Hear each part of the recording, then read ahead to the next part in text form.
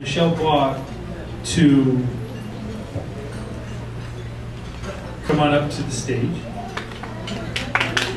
Michelle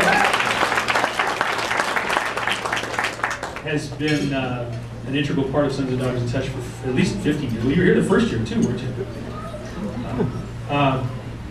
And she's going to introduce our next presentation. Thank you, Tony.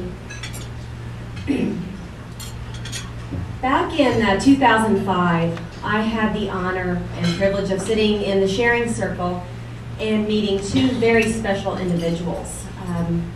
Jacqueline and Lewis Walton were there, and they told their story about their father, Lewis C. Walton, who was missing in action at the time. And I'll let them tell their story, but actually I had, again, a very humbling and honoring experience of being at his funeral just about a year and a half later. And it was without a doubt the most humbling experience of my life. And they have become very close friends, almost like family to me.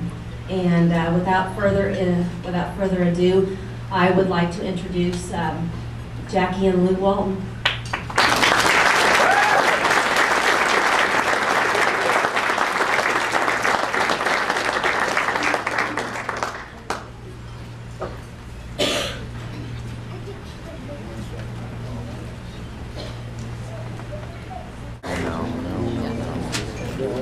Good evening. I promise to keep this brief because I know you don't want to hear me ramble on about as much as I don't want the attention. Anyway, first I'd like to thank Tony Cadero for the opportunity to speak. Tony, where are you at, Tony? Tony, thank you very much. My name is Sergeant First Class Lewis Clark Walton Jr. I'm currently a deployed soldier to Guantanamo Bay, Cuba on leave. And the reason I'm here speaking to you tonight is because my family, my sister Jackie, who's on stage with me here tonight, our children who are sitting in the audience, my mother, who couldn't be here tonight, and all our other family members had wanted to publicly and officially thank the SDIT family for allowing my family the opportunity to reach out, meet, and network with other SDIT members back in 2005, like Tony Cadero, Michelle Law, and Bill Duker, just to name a few, which ultimately led through a series of contacts to the repatriation of my father after 37 years from Vietnam. If I could just share a brief moments of the timeline that took place, you'll see I threw a little slideshow together of the memorial that's playing now. Just to show you how valuable and important an organization like SDIT is to me, the veteran community, as I speak to you tonight, not only as a son or a soldier, but a veteran as well. Back in 2005, I was in Iraq for the second time and was able to take leave and attend the Father's Day Memorial. Not sure what to expect, I was informed by my loving sister that it would be a great experience. I was also informed by her that she had signed us up for a cool thing called the sharing circle. You know my pain. Anyone that knows me knows that I don't like sharing, much less sitting in a circle and doing it. I'm not an emotions guy. We came to DC that Father's Day weekend, apprehensive and nervous, at least for me. I just wanted to observe from afar, not get too involved, usually hang in the back row, the outer ring, so to speak, and see what actually happens. Well, thanks to my loving sister, we were thrown right into the mix. That sharing circle that we sat in on decided to do something new and change the rotation of the circle, which means I had to start off. Needless to say, the sharing circle went well. It was a very emotional day, a day that I will never forget. But it was through those contacts that we were able to be put in touch with then Director of JPAC, Joint Personnel Accounting Command in Hawaii, Dickie Heights, who informed us that they were excavating in my father's last known whereabouts.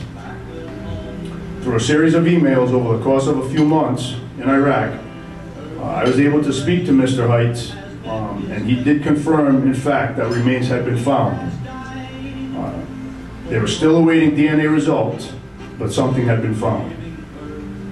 I was then contacted by a man, Billy Waugh, who told me to get in touch with a Mr. Bargewell in the Green Zone.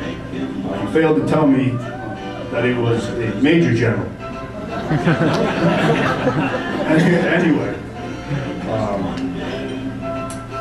I was able to get in touch with General Bargewell, and in a rather lengthy meeting in his office down in the Green Zone, he informed me that he was actually a staff sergeant on the helicopter bright light mission, which was sent out to find my father's team, Team ASP. It's all about the contacts that you meet, believe me. When the results came in, it was early 2006 and I was still in Iraq and wanted to wait till I returned home in a few months to make it official. Shortly thereafter, the results were in, it was official. JPAC met with the family and plans were made to bring him home. Now, as a son or daughter, it's not uncommon to accompany remains from JPAC in Hawaii to their home of record.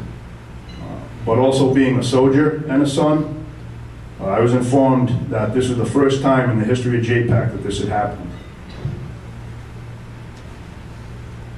It was through those contacts that were made here in DC, just like the ones that are hopefully made this weekend, that provided my family the opportunity to reach out to individuals who helped in the process of finding my father and bring him home after 37 years.